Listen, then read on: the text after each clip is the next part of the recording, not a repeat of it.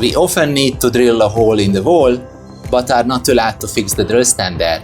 Or, not every application is just a single hole. There is many times when you have to drill multiple holes underneath each other, for example for a new door. We have our nice long extended column here. You very fast will get to the idea how nice it would be if I could flip my tool 90 degrees, and with this single setup I could drill multiple holes in multiple positions underneath each other. Welcome to another episode of Tips and Tricks of Diamond Drilling, this time about the cross column.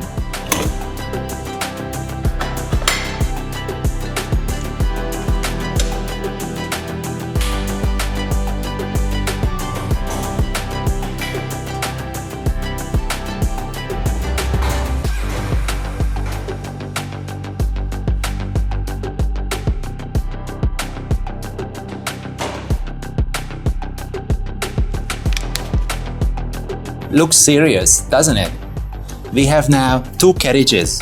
One is holding the tool and allowing you to drill horizontally. And the second, the original carriage, is allowing you to move your cross column vertically up and down so that you can do holes underneath each other.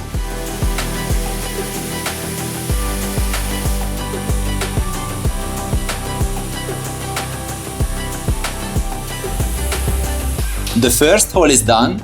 Now we're gonna drill a second, just right below it.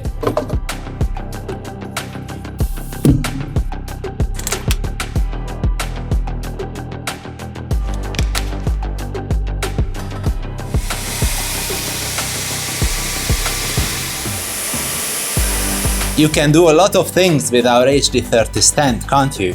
I cross my fingers that the cross column works for you as well. See you next time. Bye bye.